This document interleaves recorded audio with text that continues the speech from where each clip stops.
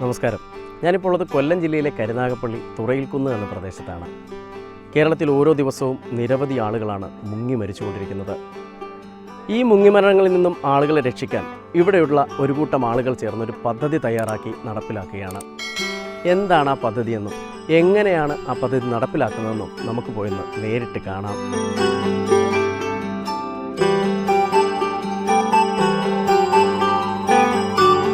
ഇവിടെ എനിക്ക് പിന്നിലായ ഒരു നീന്തൽ പരിശീലന കളരി നടക്കുകയാണ്.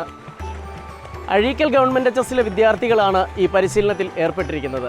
ഇവരെ പരിശീലിപ്പിക്കുന്നത് വളരെ പ്രശസ്തനായിട്ടുള്ള നീന്തൽ പരിശീലകൻ, കൈകാലുകൾ ബന്ധിച്ച് TS കനാലിൽ നീന്തി ഗിന്നസ് ബുക്കിൽ ഇടം നേടിയ ഡോൾഫിൻ രതീഷാണ്. നമുക്ക് കൂടുതൽ വിശേഷങ്ങൾ ഡോൾഫിൻ രതീഷിനോട് ചോദിച്ചറിയാം. മുങ്ങി മരണങ്ങൾ ഇങ്ങനെ ദിനം പ്രതി ഇങ്ങനെ വന്നുകൊണ്ടിരിക്കുന്ന സാഹചര്യമാണ്. കാര്യം നിരവധി കുട്ടികളാണ് ഈ എന്താ പറയുക ഇത് ജലാശയങ്ങളെക്കുറിച്ചുള്ള തിരിച്ചറിവിൻ്റെ അറിയാത്തത് കൊണ്ടും ഈ പറഞ്ഞ ചെറിയ ചെറിയ നീന്തൽ കുളങ്ങളിലും അതേപോലെ തന്നെ ചെറിയ അമ്പലക്കുളങ്ങളിലൊക്കെ പഠിക്കുന്ന നീന്തൽ വെച്ച് ഇറങ്ങുമ്പം ഇപ്പോൾ അപകടങ്ങളിൽ പെടുന്നത്. ഒന്നാമത് പ്രധാനമായിട്ടും എനിക്ക് പറയാനുള്ളത് ഇപ്പോൾ വെക്കേഷൻ വരെയാണ്. ഇപ്പോൾ ഈ അവധിക്കാലങ്ങളിലാണ് കൂടുതലും കുട്ടികൾ ഈ ഇത്തരം അപകടങ്ങളിൽ പോയി പെടാറുള്ളത്. അപ്പോൾ ഇതിൽ നിന്നും വ്യത്യസ്തമായി നമ്മുടെ ആലപ്പാട് പഞ്ചായത്ത് തീരദേശ ഗ്രാമമാണ്. കരുനാഗപ്പള്ളി ആലപ്പാട് പഞ്ചായത്ത് അടങ്ങുന്ന ഇവിടുത്തെ സ്കൂൾ കുട്ടികളുടെ സൗജന്യമായ നീന്തൽ പരിശീലനമാണ് നമ്മളിപ്പോൾ ഇന്നു മുതൽ ഇവിടെ ആരംഭിച്ചിരിക്കുന്നത്. കേവലം 1-2 മണിക്കൂർ കൊണ്ട് നീന്തൽ പഠിക്കുകയും ജലാശയങ്ങളെക്കുറിച്ച് അറിവുമുണ്ടെങ്കിൽ തീർച്ചയായും ഇത്തരം മുങ്ങിമരണങ്ങൾ ഒഴിവാക്കാൻ സാധിക്കും. അതുപോലെ തന്നെ സർക്കാർ ഇനി അടുത്ത പുതിയ അധ്യയന വർഷത്തിലെങ്കിലും നീന്തൽ പാഠ്യപദ്ധതിയിൽ ഉൾപ്പെടുത്തുകയും കുരുന്നുകളുടെ ജീവൻ നമ്മുടെ വിലപ്പെട്ടതാണ് ഓരോ ജീവനും. അപ്പോൾ ആ ജീവൻ നഷ്ടമാകാതിരിക്കാൻ വേണ്ടിയിട്ട് ജലാശയങ്ങളെക്കുറിച്ചും നീന്തലിൻ്റെ പ്രാധാന്യത്തെക്കുറിച്ചും പഠിക്കുന്നതിന് വേണ്ടിയിട്ട് നീന്തൽ പാഠ്യപദ്ധതിയിൽ ഉൾപ്പെടുത്തണമെന്ന് തന്നെയാണ് ഒരു നീന്തൽ പരിശീലനം എന്ന നിലയിൽ എനിക്ക് പറയാനുള്ളത്.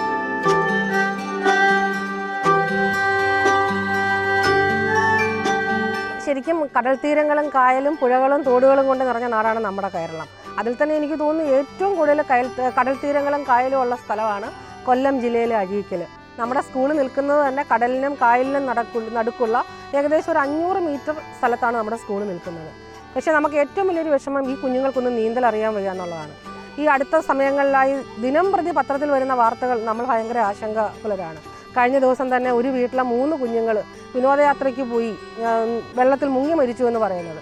അതിന് തൊട്ട് മുമ്പ് ഒരു അമ്മൂമ്മ ഒരു തോട്ടിൽ തുണി കഴുകിക്കൊണ്ടിരിക്കുക. ആ 2 പെൺകുഞ്ഞുങ്ങൾ 2 പേരക്കുട്ടികൾ, അതിലൊരു കുട്ടി വെള്ളത്തിൽ പോയി അതിനെ രക്ഷിക്കാൻ ശ്രമിച്ച അമ്മൂമ്മയും പേരക്കുട്ടിയും ആ 2 പേരക്കുട്ടികളും വെള്ളത്തിൽ മുങ്ങി മരിക്കുക. ശരിക്കും നമ്മളെ കൊണ്ട് ചെയ്യാൻ പറ്റുന്ന ഏറ്റവും വലിയ കാര്യമാണ് ഈ LP തലം മുതൽ തന്നെയുള്ള കുഞ്ഞുങ്ങൾക്ക് നീന്തൽ പരിശീലനം കൊടുക്കുക. മുങ്ങൽമരണങ്ങൾ ഒഴിവാക്കാൻ. മുങ്ങുമരണം ഒഴിവാക്കുക മാത്രമാണോ നീന്തലിൻ്റെ ലക്ഷ്യം? ആരോഗ്യം. അഴീക്കൽ ഗവൺമെൻറ് ഹൈസ്കൂളിലെ ആൺകുട്ടികൾക്കൊപ്പം പെൺകുട്ടികളും നീന്തൽ പരിശീലനത്തിനായി എത്തിയിട്ടുണ്ട്. നമുക്ക് അവരോട് ചോദിക്കാം എന്തുകൊണ്ടാണ് ഇവർ ഈ നീന്തൽ പഠിക്കാൻ എത്തിയത് എന്ന് നമുക്ക് ചോദിക്കാം. മക്കളെ, എന്തുകൊണ്ടാണ് നിങ്ങളിങ്ങനെ നീന്തൽ പഠിക്കാനായിട്ട് വന്നത്?